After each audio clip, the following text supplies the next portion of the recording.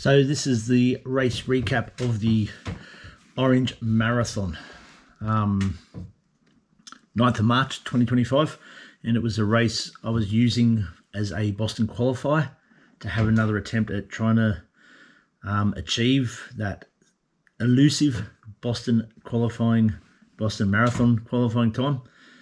So I went to the marathon, the Orange Marathon, with 3 goals. I always like to go in with 3 goals. So if it doesn't go to plan, you've got one to fall back on, and then again fall back on. So the gold goal, which is when everything is perfect and everything goes really well, that goal was to run a 3:08, a sub 3:08 marathon. That's the time that I feel I need to not only qualify for Boston, but to actually get in on that qualifying time. It's a complicated system. To put it in a sort of a nutshell, the way the Boston Marathon qualifying system works, there's different qualifying times for different age groups and genders. And so for my age group of 45 to 50, being a male, my qualifying time is sub 3 hours 15. But just because I get a sub 3 hour 15 doesn't guarantee me a spot on the starting line. It comes back to obviously how many people have achieved the qualifying times throughout the whole age groups, male and female genders. And then it becomes who's got the quickest qualifying time in those scenarios. So for the 2024 Boston Marathon, a 3 hour 14 time would not have been enough to qualify. It would have had to have been a sub 3:10 based on the number of people who achieved qualifying times. You had to get at least 5 minutes 50, I think it was, or it might have been 4:50, below your actual qualifying time to actually get into the race. So yes, you can run a qualifying, in my case, I could run a qualifying time of 3 hours 15. And yes, that means I've run a Boston Qualifier. However, it may not be quick enough when the qualification acceptance period opens in September. And so that's why my gold goal was 3:08. I was trying to allow that buffer to get to the starting line of Boston. My silver goal was to run the sub 3:15. So that means it's not the perfect day, but most things go to plan, and I run that qualifying time, and then you're running on a lot of luck, really, that time will be accepted for the starting line. And then if it all sort of went pear-shaped, my bronze goal was to run a PB. So my current PB is 3:26 something. We look at my running board over there. Let's have a quick look, shall we?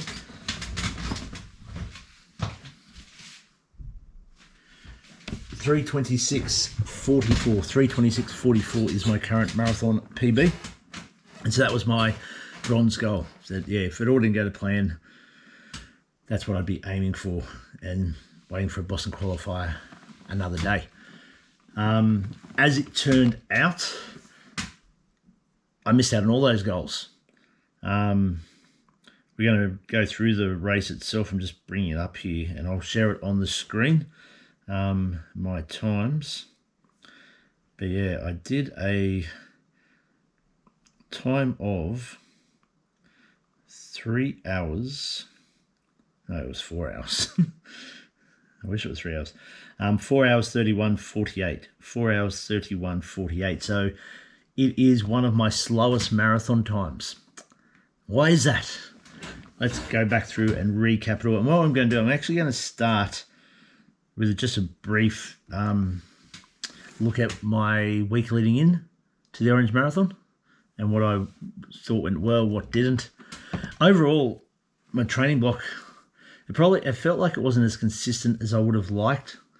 Definitely it felt like nowhere near as good as the marathon block I had preparing for Brisbane Marathon last year, that I didn't get to do because of rhino fever.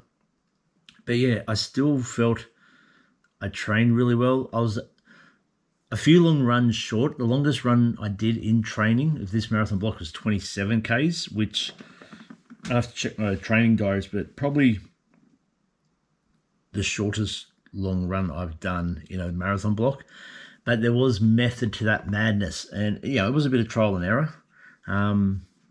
Did it pay dividends or did it punish me on the day? We'll get to that. I don't think so as such, not physically anyway.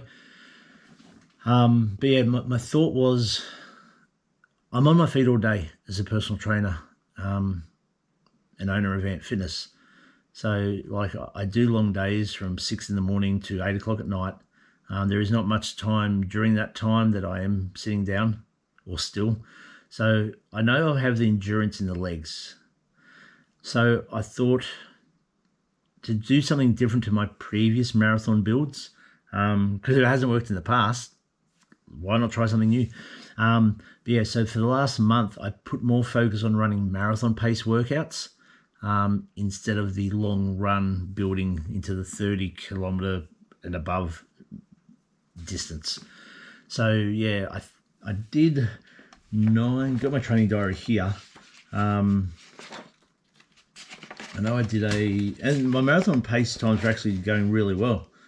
So I did a half marathon the week before and ran that really well. Was really happy with that. And then we had where is it? I built up, I think, from 9Ks to 12Ks to 13 kilometers, and each of them, that's the distance I held the marathon pace for. Just trying to go back, middle of February, this should be it here, Saturday, here we go, 12 kilometer marathon pace session on the 16th of February. I did that straight after mowing the lawns for 90 minutes. I did 10Ks at marathon pace, achieving 4:39, which puts me on target for 3 hour 15 marathon. So yeah, look, yeah, I was pleased with that. As I said, a different approach, I guess. Not building the long runs up into the 30s, but again, I thought it would be fine because I'm on my feet so long. And I thought, like, if I'm going to go to Boston Qualifier, I have to be able to run fast for the 42Ks. So yeah, leading into the marathon, we had the Green Day concert on the Monday, and that was a late night. And then I did have a short sleep, a siesta on Tuesday at lunchtime to make up for that. Boxing on the Tuesday. I did a short tempo run, 10-minute tempo on the Wednesday. B-class at Ant Fitness on the Thursday, and Mill Pond Miles on the Friday. And then stretching visualization. And that's the first stretching visualization I've done all week. And that's probably the one thing I feel let me down that week leading into the marathon. I also did stretching and visualization on the Saturday. But the Monday, Tuesday, Wednesday, Thursday all should have had stretching and visualizations. And even some core work earlier on in the week I think would have been beneficial. But that's in the past, that's the lead-in. Running-wise, maybe another short run would have been good. But the body was feeling tired anyway, so you could argue it was probably better to go in feeling fresher. Maybe a shakeout run on the Saturday. On the Saturday, we went across to Mudgee in the afternoon. I had a nice, quiet, relaxing morning at home. I should talk about my nutrition too in the week. Carb loaded really well. My fluids, my hydration were really good. I felt I started having rice and pasta from the Tuesday lunchtime for each of my lunches, Tuesday, Wednesday, Thursday, Friday. We had pasta on the Friday night and the Tuesday night as well. And then I can't think what my lunch was on the Saturday. I thought it was quite good as well.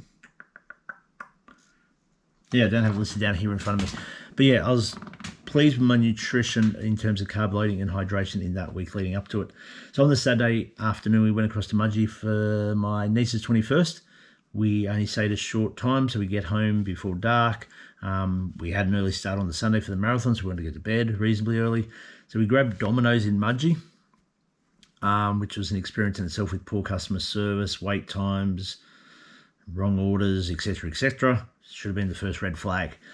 But I always have a Domino's pizza, vegetarian, spicy trio, no chili flakes, no onion, no jalapenos, always the same, and I'll have 1 to 2 slices of hot cheesy garlic bread. That's my go-to meal for racing, always has been. And this time, it may have cost me. So woke up Sunday morning, we're up just before 4 a.m. I had porridge and some toast before we left, and then we drove across to Orange. When we left Portland, I did mention to Monique that I had like just a dull pain in my lower right side, felt like sort of like a stitch, bit weird. Monique said as we came into Orange that she had a stitch from sitting in the car on her right side. We thought that was a bit strange. Thought nothing else of it. My stomach was upset when we got to Orange, which was around just after 6 a.m, so just less than an hour before race time. Got there, put my Gatorade drinks that I'd prepared in little bottles to send out onto the course to the designated drink stations. Got that done this year, which was a bonus and a lifesaver in the end. Went to the Portaloos after collecting my bib. Had an upset stomach. That's nothing new. Race day nerves. And then had a banana about half hour before race time. Short warm-up and then standing on the start line. The race started really well. I was really happy with my start. Just here, and again I'll put up on the screen, my kilometre split. So I was aiming for between 4:27 and 4:37 pace per kilometre. 4:27 had me on target for the 3:08 marathon time. 4:37 had me on target for the 3 hours 15, and then I think it was 4:53 would get me the PB. It was 3 hours 26. But yeah, to start with, 4:18, 4:41, 4:39, 4:39, 5:02, 4:36. I believe that 5:02 the 5K. I believe that might have been a toilet stop. And it was very brief, but yeah, I felt I needed to go, so I thought I'd get comfortable. I'd been drinking lots the day before, so yeah, did that. And around that stage, I started to feel a stitch on my right side, which I thought was a bit strange. I don't usually get stitches occasionally, but yeah, took me by surprise, but it wasn't bad enough where it was affecting my pace and my running. So I continued on after that 5Ks, hopefully be on the screen, 4:36, 4:45, 4:49, 4:37, 4:47. That's 10Ks now gone. 4:48, 11th K, 4:44, 12Ks. And then 5:26, 4:47, 5:21, that's 16Ks. And so this is where it started to fall apart. But yeah, as you can see, that particularly the first 12Ks, really happy with the splits I was running. I was feeling comfortable. The only thing that probably went wrong, I was expecting my drink, my first Gatorade, to be at the second drink station, which I don't have in front of me, but I think was around the 8K mark, and it wasn't there. I couldn't see it. Probably one error I made then, I should have grabbed a water anyway and had a gel, which I was carrying on my arm, but I ran through that drink station. Knowing that there was one in 4K's time, I wasn't too stressed by it, and didn't play in my head at all. The stitch was still there, that dull stitch. Around probably when that pace was at 5:26, 5 minutes, so kilometre 13, kilometre 14, I was running with John, mate that I always catch up with at Orange Marathon. We always seem to catch up with each other on the course somewhere. We ran side by side for a bit, a couple of Ks maybe, just chatting about training, goals, how we're going today, and I felt comfortable, felt really good. I knew I was probably sitting just outside that 3 hour 15 mark at that point with the way the pace was sitting, but I was happy with that. I was comfortable. I was confident I'd keep building on that. It wasn't overly warm. The wind hadn't come up like it had been predicted. And so, yeah, feeling good. Came into a drink station. That's when John went ahead. I grabbed a gel, even though, because I'd had one, I think only 4Ks early, but I thought I'd get back on track. The plan was to have gels every 8 kilometres. And so I had a second gel at 16 kilometres after having the one at 12 kilometres. And it wasn't long after that. That was a turnaround point on a side road. We're out in the countryside of Orange, beautiful countryside. It wasn't long after that, so around the kilometre 16 mark, I started to get more of a pain in my stomach and my side. Those paces are 5:21, 5:23, 5:48 at 18. And so, yeah, this is where it was. I remember I was doubled over. It was like this cramp, which I've experienced before in training sometimes, usually on an upset stomach or an empty stomach. But I didn't have either of them.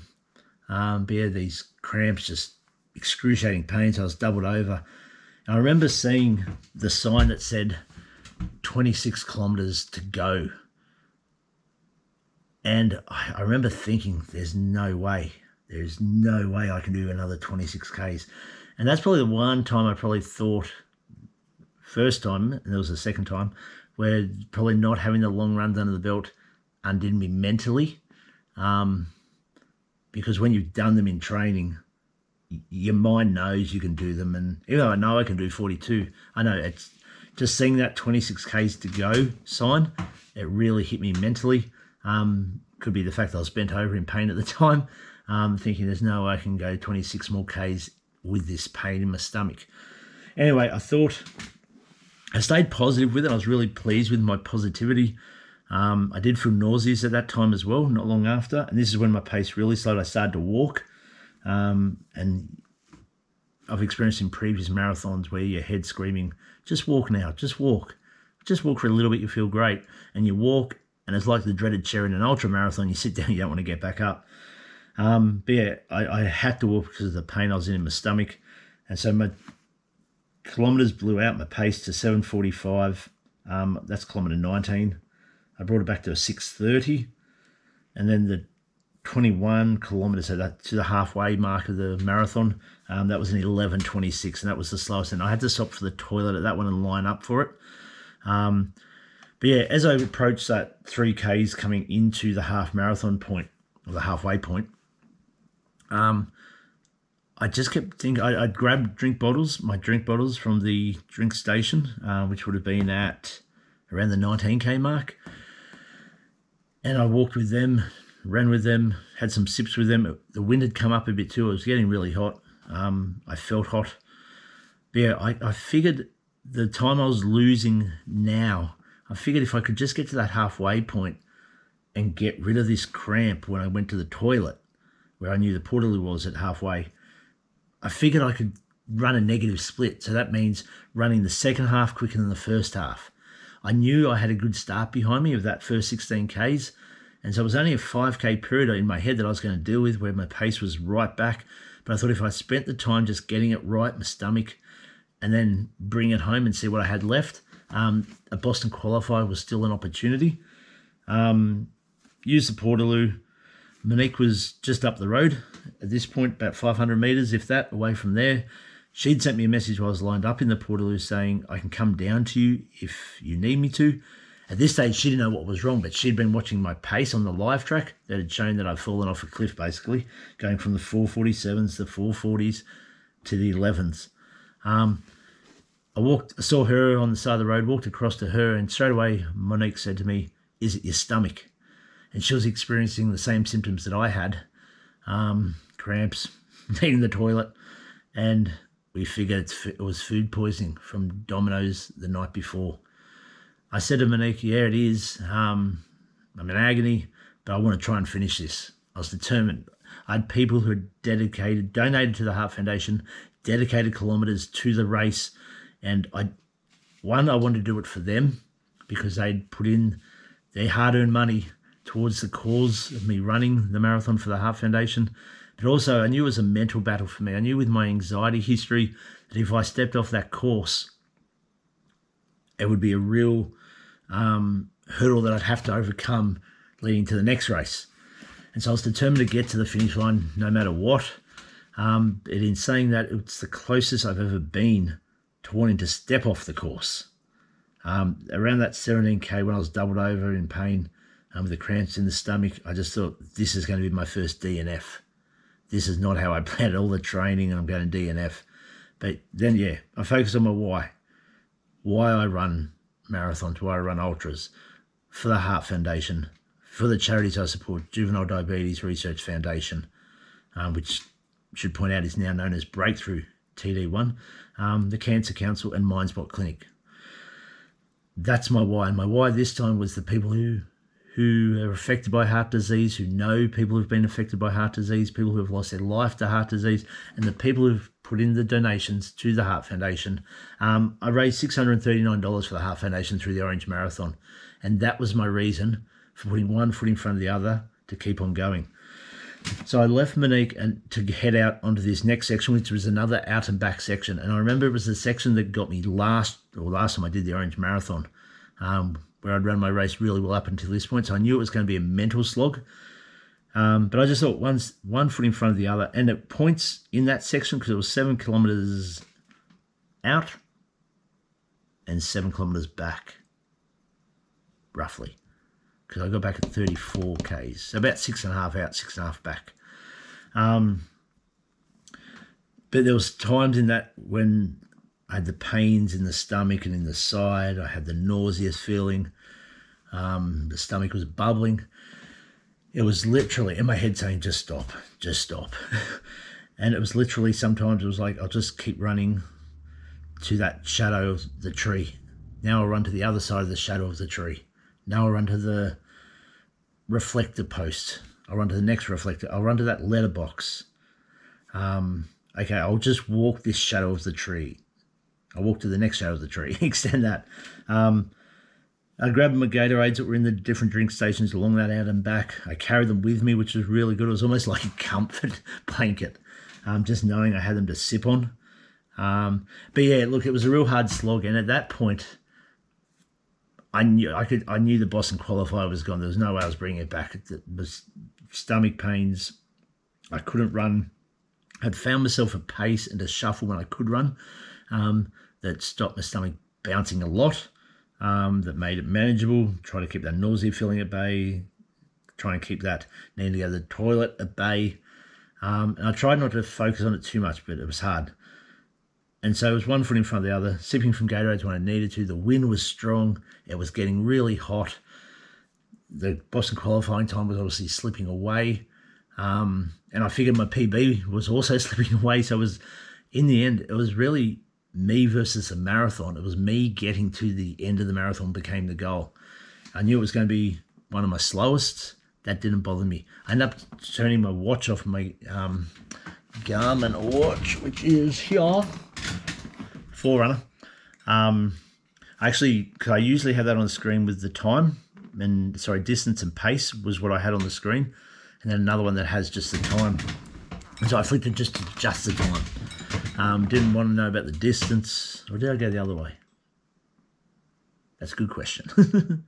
No, I got rid of the pace.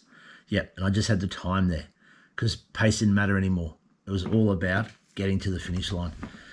And so that's what I did for that 14 Ks out and back, up the hills, the longest hills.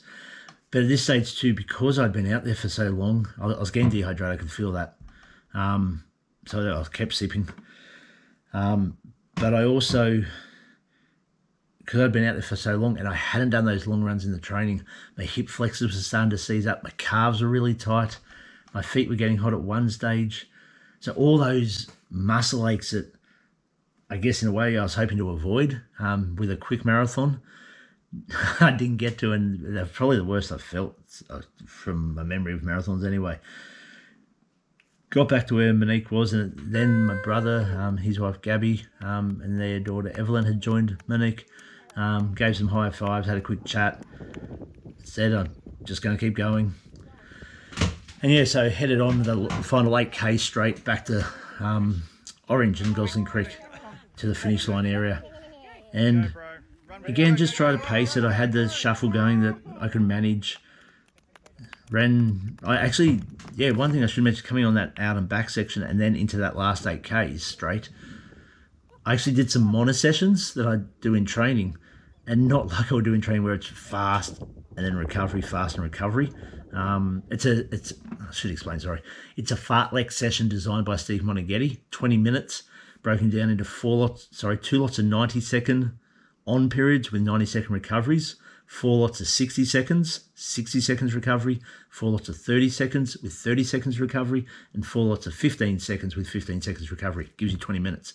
So I actually did that as a shuffle for 90 seconds, walk for 90 seconds, shuffle for 90 seconds, walk for 90 seconds, and did that for 20 minutes. Twice I did that. And again, just got my mind off the time and the time that I was out there and the pain I was experiencing.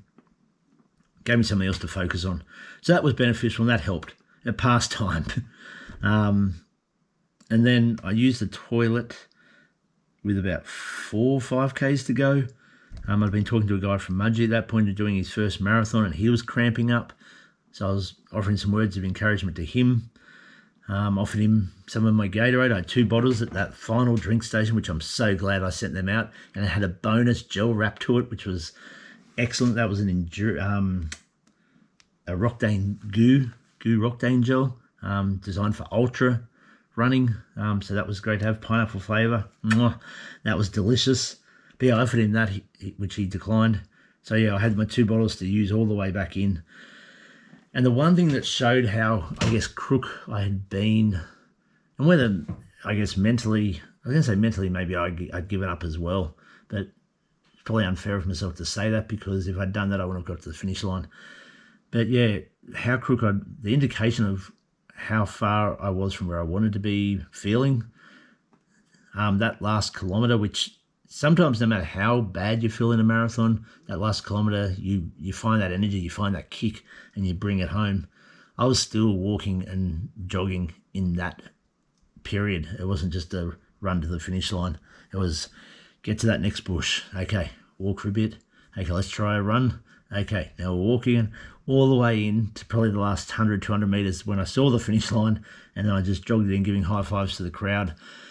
And as disappointed as it was to cross that finish line in 4 hours 31, it was probably a pretty proud moment too. And proud in the sense that when I finished it, I overcome some adversity, but also with the anxiety battle I've had since 2019. It would have been very easy for my head to have just given up. And that's something that didn't occur out there, was my anxiety. I've questioned that since, like, was that because I was at a lower intensity? Maybe. Does it matter? Probably not. It was interesting, the days after the marathon, I found my head trying to convince myself that the race had actually gone pear-shaped because of my anxiety. And I know that's not true.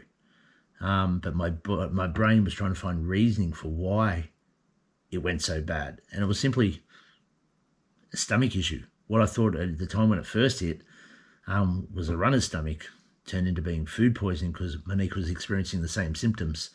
And so the fact that I was able to go another, 42 minus 16, 26 Ks, that dreaded sign I saw. Managing that, I achieved things I've set out on the Boston Project. So the Boston Project is more than just a qualifying time. Yes, that's the aim in the outcome of it, I guess, one of the main outcomes. But the 3 other outcomes I've got listed down is to improve my resilience, improve my strength, and improve my overcoming ability or attitude. 3 things to make me a better person. And those 3 things all got a tick at the Orange Marathon. I showed resilience, I was strong, and I overcame the obstacles and the hurdles that got thrown my way. So to cross the finish line was a real proud moment, although disappointing. I think one of the hardest things, I guess, to comprehend is the setbacks I've had over the past few years, particularly Brisbane Marathon last year, where I went for that run, the half marathon the week before Brisbane, and everything felt right. I'd done my long runs. I'd only missed a handful of runs, if that, in my whole preparation of 6 months. And then to get rhino fever 4 days out from the marathon, to miss it. And then to do the build again this time, after you've waited so long from last time, to actually get to the start line and think, yeah, I've got here this time. And then to have it sort of get taken from you during the race. That's been hard to deal with. You look at the time, the effort, the sacrifices you made. Like I started training in October, end of October, start of November is when I registered. The entries opened, I can't remember the date, but I actually registered at 1 past midnight when they open, to give myself that goal, to get myself set for a real decent crack at a Boston Qualifier. And as I said, the training wasn't as good as the Brisbane preparation, but it was still good, and I was still confident. Even my watch, not that I believe my watches all the time, but even it was predicting a 3:15 finish. But yeah, it didn't happen. I'll put the lap times up on the screen, hopefully. But yeah, that second half, we looked at 6:23, 5:49, 7:15, 5:50, that's at 25 Ks, 6:15, 7:26, 6:52, 8:07, 6:46, 7:59, 7:25. That's 32 Ks, and then the final 10 Ks, 7:16, 6:49, 7:49, 7:13, 7:12, at 10:10, that would be my toilet stop in there, 8:24, 8:17. They're two slow ones, like leading into the final 4 Ks of the marathon, like usually you're coming home then. 6:51 and a 7:55. Yes, disappointing, but also proud. Average heart rate 154, should be there on the screen hopefully. Average pace 6:23, which blows my mind. It felt so much slower. In training, in my long runs, I was doing 5:40s. Tempos, yeah, 15 seconds outside the goal pace. That's in training. But yeah, so yeah, look, mixed feelings. One hand proud. You can see the shirt from the Orange Running Festival there too on the screen. Hopefully it's there. And my medal is over here as well, the medal. And then the Half a Nation singlet and the bib I wore. I'd written on the bottom there too. I got that off, who did that? Free Trail shared it. Shout out to Debo. Someone had done that recently. Hillary Allen, maybe? Anyway, one of the trail runners I follow on Instagram had done it, and they'd written, yeah, a message to themselves on the bottom. When you look down at the bib, you could see it in the race, and I'd written strong. And quite a few times I looked at that. Okay, what do I take from it? I feel I should sit here and ponder. I don't eat Domino's again, even though I've always done it. I'd probably look at, Monique and myself talked about this afterwards, probably homemade pizzas, trialing that in my training, and then doing that wherever we stay, whether it's at home or we stay at accommodation, actually doing homemade pizzas, so you know exactly what you're putting in. Basically, you're in control of that. That would be the first take-home message. Secondly, and again, I don't think it affected the race, but just making sure I get those stretching core sessions in that week before visualization. It did help. I'd visualize that period from the halfway point, 21 Ks to 28 and back 35, that period, because that's where it went undone last time 2 years ago. So I'd done a lot of visualization on that, and look, that helped. I was pleased with how I ran that, considering the circumstances. But yeah, strong points was obviously the resilience that I showed, the not giving up, staying in control as best I could. They're probably, the main things I take from it. What could I have done better? Probably that. Obviously, I messed up that. I feel like I messed up that second drink station. Was that me? Was that them? I feel it could have been them, because when I got back to that drink station, that's where I got my final 2 drinks from, with the gel wrap to it. That was the same drink station. They were there then. They just weren't there when we went past it the first time. Not that I saw. Maybe I could have asked about it. But I should have had a water at least at that third drink station at 12 Ks. And then I then had the second gel to put myself back on track at 16. Maybe I shouldn't have done that. Mate, is that what brought the stomach cramps on? Probably not. I already had that dull stitch, remember. In training, I would look at doing the long runs. I think even just from a mental strength, I think it's important probably to do even the marathon distance in training. Again, different circumstances to usual, but I just remember how it felt seeing that 26 Ks to go sign and going, my goodness, that's so far. I also had the same thought when I saw the 14 Ks to go, thinking that's a sit to surf. There's no way I can do that. And that was the second time I considered walking off the course. But I think if you'd run the 42 Ks in training, and as I said, I'm on my feet all day, but there's something about seeing that number on your watch, 42, knowing you've done it. I think that would be of benefit. moving forward if I'm going to go Boston Qualifier. Yeah, I think that's the main thing I would change. Look, my strength training was really good. I can always improve my core and my stretching frequency, I think. But again, I felt it was really good except that last week. So there's not too much more I'd change. Just keep doing it. I'd done really good mental training too. So all in all, it just wasn't meant to be my day. The food poisoning hit and I did what I had to do to get to the finish line. There's other races. I guess that's the message to take home. One of my mantras I've been using for this marathon block was get comfortable being uncomfortable. Maybe I didn't say that to myself enough. I kept looking at the strong on my bib, but maybe I should have had that on my bib. But yeah, I got comfortable being uncomfortable, even though I didn't say it to myself. So that's obviously worked in my training as well. We go again. Everyone, thanks for listening and watching. If you've come this far, thanks for all the support and the donations for the Heart Foundation, all the charities I run for. Till next time, run with heart.